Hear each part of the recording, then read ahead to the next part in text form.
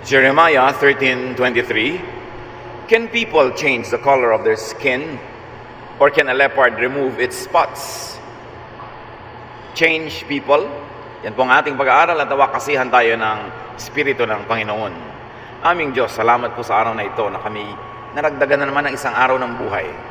Salamat po sa lakas, salamat sa mga tagumpay, sa mga dumaang mga hamon sa buhay.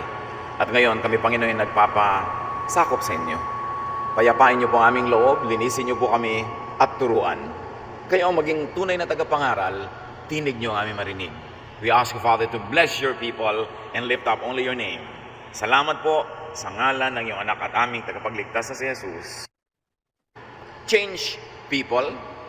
Pwede nga ba natin talagang baguhin ang tao? Dapat ba nating ambisyonin na baguhin ang mga tao? Ecclesiastes 1:14-15. I have seen it all, sabi ni Solomon, and everything is just as senseless as chasing the wind. If something is crooked, it can't be made straight. If something isn't there, it can't be counted. Ang napakatalino sa Solomon ang nagsabi na nakita ko na ang lahat. Nasuri ko na ang lahat at napakarami nating ginagawa. Wala namang hinahantong ang mainam. Ang anumang liko ay hindi na itutuwid at yung wala doon hindi pwedeng asahan. It is unwise, useless to straighten what is crooked, to count what is not there, to change what cannot be changed. Kaya ang laki ng conflict ng mga tao, mag-asawa, magulang at anak, magkapatid, magkaibigan, ay pilit at pilit nating binabago ang mga tao sa paligid natin para umayon at bumagay sa ating kagustuhan, sa ating standards, sa ating inaasahan. Mas madali pa kung minsan na baguhin na lang ang ating expectation kaysa baguhin natin yung tao. Baguhin na lang natin ang ating definition kung ano ang dapat. Mas madali pa yon na magbago ka ng iniisip kaysa pilitin mong magbago ang mga tao para mag-swak sila sa iniisip natin. Proverbs 9:7, if you correct conceited people, you will only be insulted. If you reprimand evil people, you will only get hurt. Wala daw na papala yung pinipilit itama yung mga sa palagay nila yung mga mali at masasamang tao dahil masasaktan ka lang, mabibigo ka lang at baka gantihan ka pa. It is a waste of time and energy to refuse, to reject what could only be and what should only be accepted. Maraming stress sa buhay kasi pinipilit nating tanggihan yung mga bagay na wala naman tayong choice at dapat na lang nating tanggapin. Malaki ang ating pakikipag-contest sa mga lakas, mga puwersa na hindi naman natin kaya. Dahil pinipilit nating tanggihan ang dapat tanggapin, baguhin ang dapat ay tanggapin, kaya walang katapusang conflict. Jeremiah 13:23, can people change the color of their skin, or can a leopard remove its spots? Nung panahon na ito inisip, inusal at isinulat, imposible pa talagang palitan mo ang kulay ng iyong balat. So the obvious answer at the time when it was written was no. Pwede bang tanggalin ng leopard ang kanyang mga disenyo sa kanyang balat? Hindi rin. People and animals cannot change their inborn nature. At matatahimik tayo sa buhay kung tatanggapin natin na ang tao talaga, maging hayop man, maging halaman man, ay may likas na kakanyahan, kasarinlan, identity, ugali. Na yun ay kakambal na niya nung ipinanganak siya. At ano man ang pagpipilit mong yun na ibahin, ay mabibigo ka lang. It is unwise and useless to reject, to change what cannot be changed in people's created, therefore preordained personality. Wala namang taong lumikha sa kanyang sarili. Maski nga magulang, ina't ama, hindi naman nila nililikha yung nagiging anak nila eh. Nasa pagpapasya ba ng lalaki at babae na mag-asawa na ang kanilang magiging anak ay ganito ang height, ganito ang texture ng buhok, ganito ang magiging talino, ganito ang magiging strength? Wala yon. Wala silang kamalay-malay sa nangyayari kung sino at anong kanilang magiging anak. At sila man ay wala kamalay-malay kung sino sila at bakit sila naging ganon. Kasi Diyos ang lumilikha sa atin. We are only participants in the reproductive process. But we do not create. Only God creates. Kaya sabi sa Psalm 139:13, you are the one, meaning nobody else, who put me together inside my mother's body. Kayo, O Diyos, ang bumuo sa akin sa sinapupunan ng aking ina. You, God, not someone else, are my designer, creator, maker. Therefore, what I am at birth is your idea. It is your will. It is not my idea. It is not the idea of my mother or father. It is your idea. Not even the idea of my grandmother, who also had no hand in the shaping of her personality. Jeremiah 1:4, sabi ng Diyos, before I formed you in the womb, I knew you. Bago pa kita binuo sa sinapupunan, kilala na kita. Alam ko na kung ano ang ginagawa ko at alam ko na kung anong magiging ikaw. Dahil ako ang bumuo sa iyo. Psalm 139:15-16. Nothing about me is hidden from you, O God. I was secretly woven together deep in the earth below. Ibig sabihin sa womb. But with your own eyes, O God, you saw my body being formed. Even before I was born, you had written in your book everything I would do. Malalim ang pagkaunawa ng umawit sa papel ng Diyos sa ating pagkatao, sa ating personalidad, sa ating likas na mga ugali. Sabi niya, wala namang nalihim sa inyo tungkol sa akin. Nung hindi pa alam ng lahat, sikreto pa na ako'y nabubuo. Hindi pa nakikita ng ultrasound na ako'y nabubuo. Kita na ng inyong mata na ako'y nabubuo. Bago pa ako isilang, isinulat nyo na at itinakda ang lahat ng aking gagawin. Hindi naman ibig sabihin na itinakda ng Diyos na itong iinumin mo gano'n, 2 tasang kape ngayong umagang ito, ganito karaming asukal. Ang ibig sabihin lang ay, alam nyo ang general direction ng aking buhay dahil kayo ang lumikha ng aking personalidad. Dahil nilikha nyo ako na mahilig sa math, therefore alam nyo na hindi ako mapupunta sa mga kurso at sa mga hanap buhay na walang kinalaman doon sa galing ko. Dahil nilikha nyo ako maibigin, therefore alam nyo na ako'y magiging palaibig. Dahil nilikha nyo ako na mapagsinop, alam nyo ang gagawin ko pagka ako'y may pera, alam nyo ang gagawin ko pagka ako'y nagkaroon ng pagkakataon dahil kayo ang lumikha sa akin. Hindi ko naman nilikha ang sarili ko. Hindi rin ako nilikha ng mga magulang ko at hindi ko nilikha ang aking anak o magiging anak. Because you made me this way, naturally I was born this way. I will be this way all my life, and I can only be what you made me. I can only do what you designed for me to do. Hindi ako pwedeng magpanggap, kunwari ay mag-engineer o mag-chemist, kasi hindi niyo ako nilikha na maging ganon. Hindi yun ang aking likas na galing at talino. Hindi ko pwedeng tigasan ng loob ko sa mga lumalapit humihingi kahit ilang beses na akong nabigo dahil nilikha niyo akong maawain. Kung hindi ako pwedeng sobrang maging maawain na binobola na nagpapabola pa kasi nilikha niyo akong wise. May iba akong strength. May iba akong weakness sa tingin ng tao. Pero hindi lahat ng strength ay nasa akin at hindi naman lahat ng weakness ay nasa akin din. Kanya-kanya kami mga nilikha nyo ng specialty para lahat may papel. Kanya kami ng kanyang galing, ng husay para lahat ng gawain. Mayroong gagawa, pero hindi ibig sabihin ako lahat dahil hindi ko naman alam lahat at hindi ako malakas sa lahat ng larangan ng buhay. Kaya kami magkakamag-anak, magkakaibigan, magkakasama sa trabaho, magtutulong-tulungan dahil ang lakas niya hindi ko lakas. Ang galing ko hindi niya galing. Kaya ang lumikha sa amin. Nilikha nyo kaming magtutulungan, magmamahalan, kaya i-distribute, ibinahagi sa iba't iba ang kanya-kanyang mga talino at galing para kailangan namin ng isa't isa. Psalm 139:23-24. Look deep into my heart, God, and find out everything I am thinking. Don't let me follow evil ways, but lead me in the way that time has proven true. The prayer is saying, as I am, as you made me, lead me, according to your good intention, to be what you intended me to be. Kaya lagi natin sinasabi, follow God's will. At lagi marami nagtatanong, ano po ang God's will para sa akin? Tingnan mo ang ginawa ng Diyos sa iyo na likas. At yun ang will niya para sa iyo. Ginawa kanyang mabusisi, maburiri. Ibig sabihin, ang will ng Diyos para sa iyo, ikaw yung nagbabantay ng lahat ng mga detalye.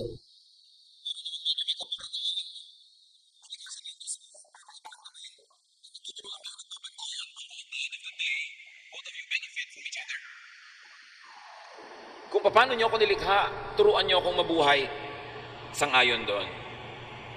Kaya mga magulang, sapagkat hindi tayo ang lumikha sa ating mga anak, hindi para sa atin na idikta kung paano sila mabubuhay. Kung ano ang magiging kurso nila, ano ang magiging trabaho nila, ano ang dapat nilang gawin. Kasi dapat maging totoo sila at tapat kung paano sila nilikha ng Diyos. Hindi tayo Diyos para magdikta kung paano mabubuhay ang kapwa. Dapat siya ay turuan, yes, ganyan ang role ng mga magulang, payuhan, ipanalangin, mahalin. Pero nasa kanila ang pasya kung sino ang kanilang mamahalin, kung sino ang gusto nilang makasama sa buhay, ano ang gusto nilang maging hanap buhay, dahil yun ang tawag sa kanila ng kanilang likas na katauhan. John 6:37, sabi ni Jesus, "Everything and everyone that the Father has given me will come to me, and I won't turn any of them away." Sino man daw ang ipadala ng Ama sa Kanya ay tatanggapin niya at hindi niya tatanggihan. Jesus accepts people who accept Him, no matter who or what those people are. Isa lang ang patakaran ni Jesus sa pagtanggap sa tao, kung ang tao ay tatanggap din sa Kanya. Hindi niya ginagawang patakaran, ano bang personalidad mo, ano ba ang gender mo, ano bang edad mo, ano ba ang race o kulay ng iyong balat. Pag tinanggap mo si Jesus, tatanggapin ka niya. At siya ang modelo natin sa buhay. Ganun ang dapat patakaran natin sa pagtanggap sa isa't isa. Tatanggapin kita kung paano ka tinatanggap ng Diyos, kung paano ka nilikha ng Diyos. Hindi tatanggapin kita kung masusundan mo ang mga panukat ko, mga standard ko, requirements ko. Kasi kung gagawin ng Diyos sa atin yun na tatanggapin niya tayo ayon sa kanyang panukat, standards at requirements, edi wala sa ating natanggap ni isa man. At kung tayo umaasa lang natanggapin ng Diyos, sino tayo para tumanggi at magtatwa sa kapwa? Sabi ni Jesus sa Matthew 11:28-30, "Come to me all of you who are weary and carrying heavy burdens, and I will give you rest. Take my yoke upon you and learn from me, for I am gentle and humble in heart, and you will find rest for your souls. For my yoke is easy and my burden is light." One of the greatest statements of Jesus that I really love is that His main ministry is to give people rest.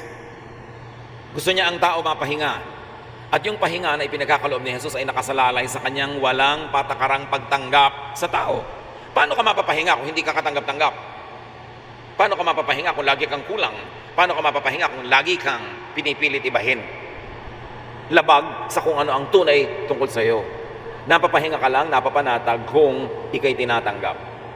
Kaya sa pagbibigay ni Jesus ng kapahingahan, kakambal yung kanyang maibiging pagtanggap. Sabi niya, mapapahinga kayo. Dahil ano ba ang sobrang pumapagod sa tao? Yung pag-abot sa standards ng religion, sa standards ng requirement ng mga taong gusto niyang tumanggap sa kanya. Kaya maraming mga tao are forced to stand taller than what they really are, to wear masks, to pretend, to live in lies, because their truth will not be acceptable.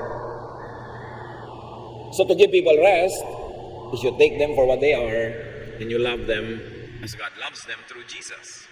Luke 6:42, how can you say, "My friend, let me take the speck out of your eye," when you don't see the log in your own eye? You show off. First, get the log out of your own eye, then you can see how to take the speck out of your friend's eye. Paano mo daw aalisan ng tao ng puwing kung ikaw man ay may malaking puwing na nakabarat sa iyong mata, hindi ka makakita ng malinaw? Paano iibigin mo at re-require mo na ang tao ay mag-iba kung ikaw mismo ay marami ring dapat ding ibahin? Paano mo tataasan ang standard sa mga tao na yung taas ng standard na yun ay ni ikaw ay di mo kayang abutin? The application is simple. Do not reject people for what you consider a speck in their eyes. Do not reject people for what you consider a defect in their personality. At ang pagkakaligaw-ligaw ng ibang napakalaking pagkakaligaw kung ang sariling magulang ang hindi tumatanggap sa sarili niyang anak. Laman ng kanyang laman, dugo ng kanyang dugo. Kung meron man na asal, ugali, personalidad ang iyong anak na ayaw mo, isipin mo na lang kung saan siya galing at kanino siya galing. Anak mo nga eh. So genetically, kanino siya nanggaling, hindi sa'yo. Pero sabi mo, hindi ako ganyan. Oo, baka ganyan yung lolo mo. Ganyan yung tatay mo, ganyan yung kanununuan mo. Napasalamat ka na lang at sa iyong sariling katawan at pagkakatao ay hindi lumabas, pero nandun tulog. Pero naipasa mo sa iyong anak at sa kanyang buhay, sa kanyang henerasyon lumabas at nagising uli yung ugali na yun, yung asal na yun, yung personalidad na yun na ayaw mo. Pero tatandaan mo, sa iyo galing ang iyong anak. Hindi siya galing sa puno ng saging, hindi siya galing sa bukayo, hindi siya galing sa butete, galing sa sayo. So to reject your own child is to reject yourself and your own ancestry. A little knowledge of genetics will tell us that all personalities of a human being nasa kanyang genes, pero hindi lahat yon ay nabubuhay. May ninuno siyang maputi, may ninuno siyang brown, may ninuno siyang maitim. Hindi mo alam kung alin sa mga kulay na yon o alin sa kombinasyon na naglalabas sa kanya. Pero hindi pwedeng manggaling yun sa hangin, galing din yun sa inyong mga ninuno. Kaya mahalagang mamulat ang mga tao. At pagka tinuos mo kung saan-saan galing yan, galing sa lola, yung nasa lola, galing sa kalula-lolahan, di babalik ka sa Diyos na lumikha sa lahat ng tao. Matthew 7:1-2, don't condemn others, and God won't condemn you. God will be as hard on you as you are on others. He will treat you exactly as you treat them. So you don't want to be rejected? Don't reject. You want to be accepted? Accept people. Do not hate people for who they naturally are. Do not hate people for their inborn nature. Mayroong likas, nakakambal na ng tao, ipinaglilihi pa lang siya. Meron namang mga mangilang-ilang mga asal, ugali na napulot lang, natutunan lang, yun ang pwede baguhin. What is learned can be unlearned. What is programmed can be deprogrammed and then reprogrammed. Pero dapat, meron tayong pagbubulay-bulay kung ano ba ang asal, ano ba ang kilos, ano ba ang ugali, ano ba ang personalidad ng taong ito na napulot lang niya sa isang kanto, therefore pwede ko siyang yugyugin para malaglag uli at mawala sa kanya. Pero alin dyan yung kasama na niya nung pinaglilihi pa lang siya, kahit ko siya pabali-balentungin, tadtarin, hindi yun matatanggal. At matatahimik ang ating buhay pag napag-aralan natin at nasuri, alin ba talaga ang pwedeng improvein? Di improvein. Alin ang pwedeng baguhin? Hindi baguhin. Pero yung likas, mabibigo ka lang. Masasaktan ka lang at makakasakit ka. Pagpapalitan at babaguhin mo ang likas. Meron pa mga magulang takang-taka sa mga anak pagtanda, ay ganun pala siya, ay ganito pala yung anak ko. Hindi mo siya tinignan nung bata pa siya. Nakahiga pa lang sa kuna, ang bata, marami ka nang makikita tungkol sa kanyang personalidad. Maliit pa lang na bata, nakikihalubilo sa kapwa bata, malalaman mo na, mapagbigay ba ito? Maramot ba ito? Siya ba ay iyakin? Siya ba ay lumalungkutin? Masayahin? Alam mo na. Tapos may mga nanay at tatay na na-surprise pa. Nung meron silang na-discover sa anak nila, nung 30 anyos na, nagbulag-bulagan ka buong buhay para hindi mo malaman yon.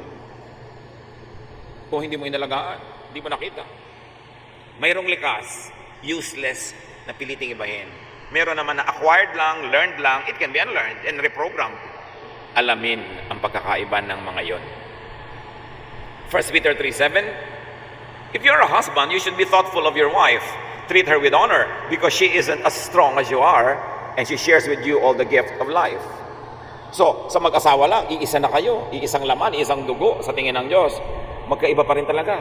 Kaya ang itinuturo, huwag mong harapin sa asawa mo yung strength mo. Hindi ka takot sa ipis, takot siya, huwag mo siyang palitan. Huwag mong ibahin, huwag mong ipilit na huwag kang matakot sa ipis. Takot nga, ano magagawa mo? Kahit ihulog mo yan sa bintana, takot pa rin yan. Ba't di mo nalang tanggapin? Ubusin mo ang ipis sa bahay nyo para huwag siya matakot. Accept people for and with their natural personalities. Hindi ka matatakotin, aasahan mo ang tao, hindi rin matatakotin. Hindi ka sentimental, pipilitin mo sa asawa mo, huwag siyang maging sentimental. Kung sentimental talaga siya, may dumadaan lang na lamok na papaiyak yan. Huwag mong alisin sa kanya yung likas. Romans 4:1-4, welcome all the Lord's followers, even those whose faith is weak. Don't criticize them for having beliefs that are different from yours. Even in religious terms, we are taught to accept one another kahit yung may ibang pananalig, yung may ibang conviction, yung may ibang itinuturing na mas mahalaga kaysa sa ibang mga teaching. We are taught to accept such people. Hindi naman lahat ng tao sabay-sabay mag-grow. Hindi lahat ng tao pare-pareho ng korte ng isip. At hindi lahat ng tao sabay-sabay na nakakaunawa ng mga bagay na dapat unawain. Kanya-kanyang oras, kanya-kanyang panahon, at kanya-kanyang perception. Ang sabi, tanggapin niyo ang mga kapatid kahit hindi lagi kayong agree sa doktrina. Hindi siya agree sa doktrina mo ay demonyo na siya at ikaw ang santo. Hindi siya agree sa iyong paniniwala ay masama at mali na siya. Baka hindi pa lang nagagagap na unawa, nag-isip niya ngayon. O baka naman, ikaw ang mali. Naisip mo na ba yun? Na baka ikaw ang mali at siya yung tama? O lagi na lang pag may iba ang iniisip ay siya ang mali at ikaw ang tama automatically. Kaya magulo ang buhay. After all, sabi ng Romans, God welcomes everyone. What right do you have to criticize someone else's servants? Lahat daw tayo servant ng Diyos, hindi man naman servant ang iyong kapatid. Only their Lord can decide if they are doing right, and the Lord will make sure that they do right. Sabi niya, alam mo, tinatanggap kayo lahat ng Diyos. Bakit hindi niyo tanggapin ang isa't isa? Dahil magkakaiba kayo ng paniniwala? Naniniwala ka na ang baptism dapat ay immersion, siya ay sprinkling, yung isa ay pouring. Sabi, tinatanggap kayo lahat ng Diyos, ba't hindi niyo tanggapin ang isa't isa? Ano kakala niyo kayo na lang ang tama? Bakit? Servant mo ba yung kapatid mo? Hindi.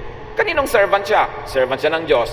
Ang Diyos ang kanyang amo. Ang Diyos ang kanyang master. Sabi niya ganun, yung master ang magtutuwid sa kanyang servant pag mali. Hindi ikaw. Hindi mo naman siya servant eh. Magkakaiba lang kayo ngayon ng consciousness. Magkakaiba ng point of view. Hindi ibig sabihin na dapat mo siyang baguhin o dapat kanyang baguhin. Iba-iba tayo ng speed, direction, and breadth and width and length ng pag-aaral at pagkaunawa sa Panginoon. Sabi ko doon, magtanggapan kayo sa isa't isa at huwag niyong baguhin ang isa't isa dahil kung merong dapat magbago sa sino man, ang kanyang master ang magbabago sa kanya at ang Diyos ang master. Kung mali siya, bahala siya sa Diyos. Diyos ang magtutuwid sa kanya, hindi kailangan ikaw. Lagi kasi tayong merong Messiah complex. We want to save the world. We want to save everybody from their mistakes and enlighten them with our own wisdom. Gusto natin ituwid ang lahat ng liko dahil akala natin tayo ituwid at sila'y liko. At sila naman, iniisip tayo ang liko at sila ang tuwid. Kaya laging may giyera mundial. Laging merong world war. Kanya, ang Diyos ang nakakaalam ng lahat. Ang Diyos ang may kapangyarihan sa atin.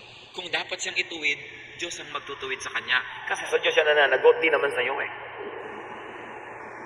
At sa palagay mo ba, kung dapat siyang ituwid, hahayaan ng Diyos na hindi sa maituwid? Anong palagay mo sa Diyos? Pabaya?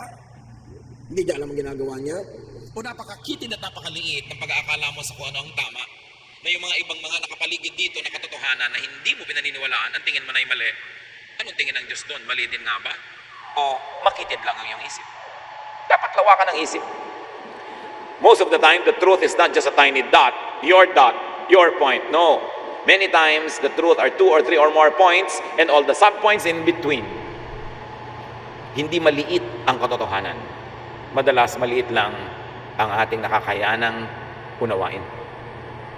1 Samuel 16:7, people judge others by what they look like, but I, God, judge people by what is in their hearts.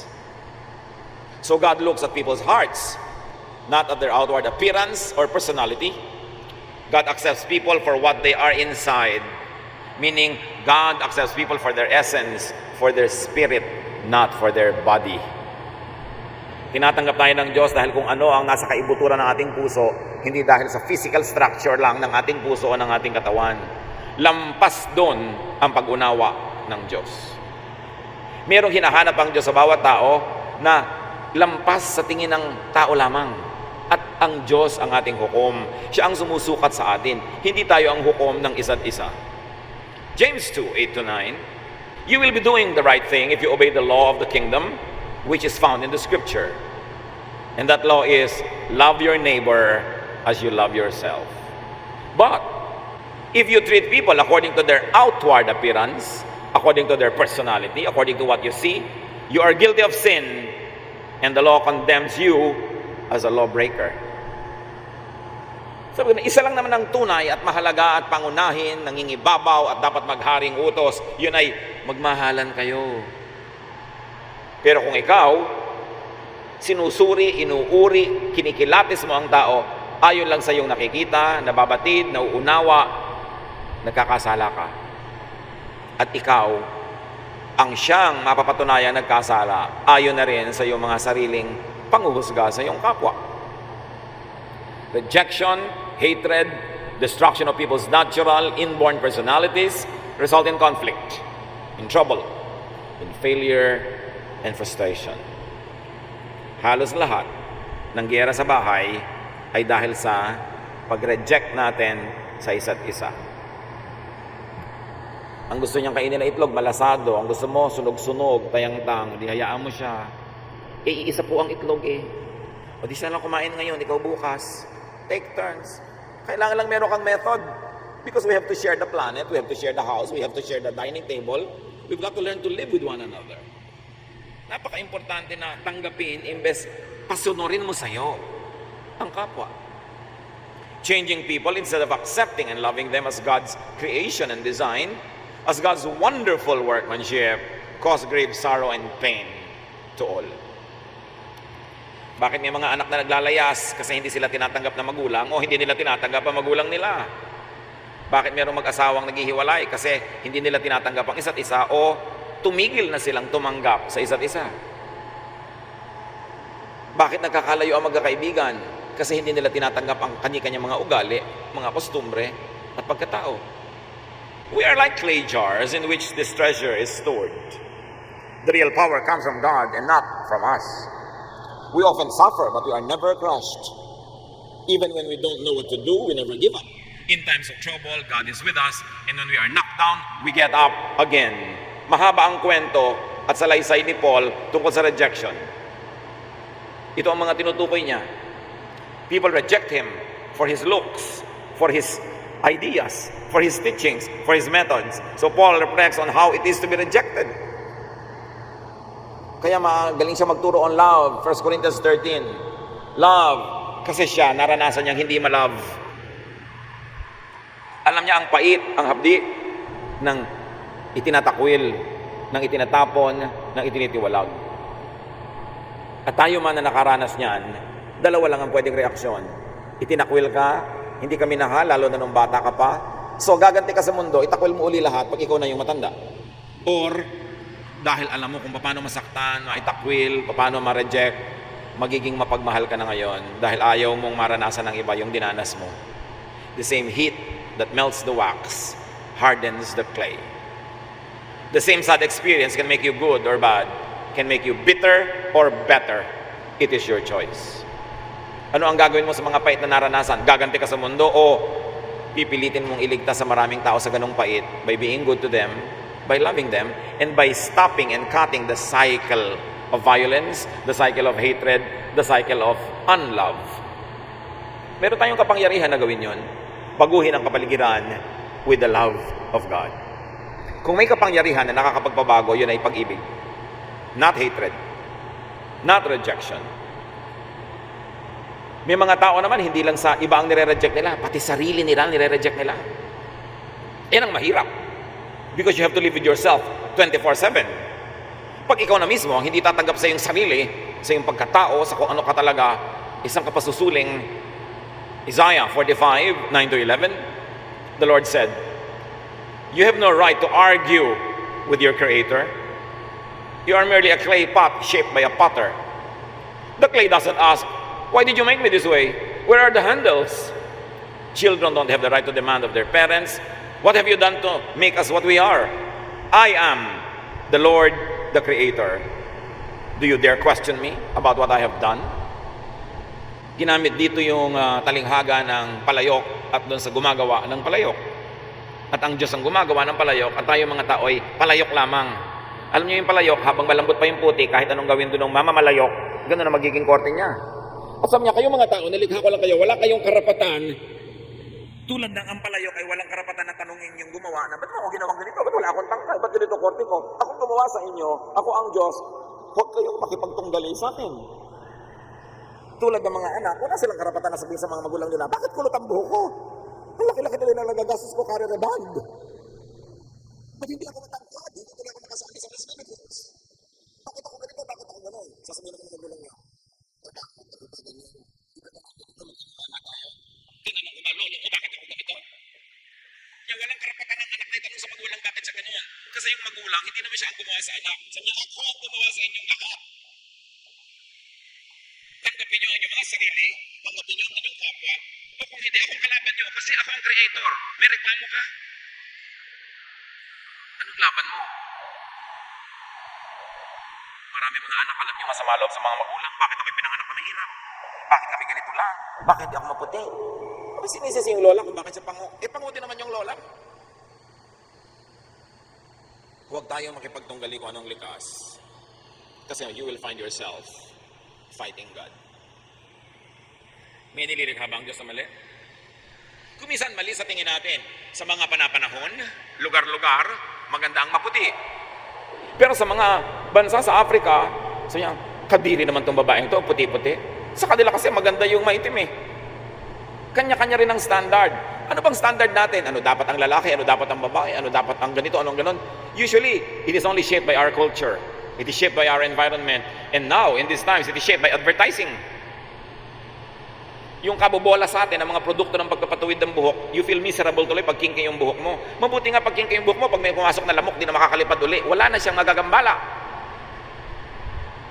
Pero ano ba ang standard? Inuuto tayo ng advertising kasi gusto nila magtinda ng produkto nila.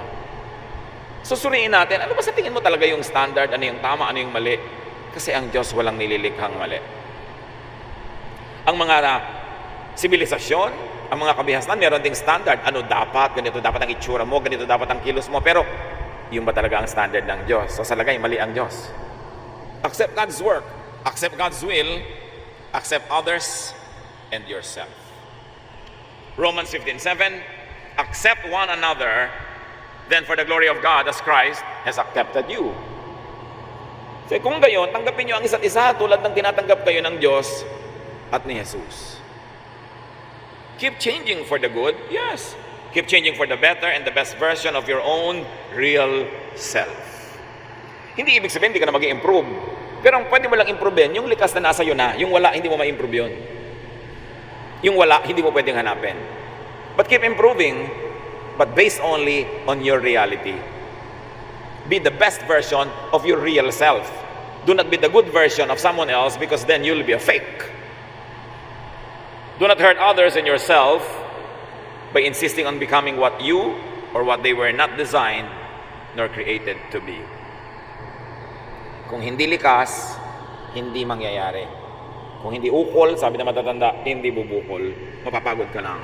Galatians 5:14-15, all the law says can be summed up in the command to love others as much as you love yourself.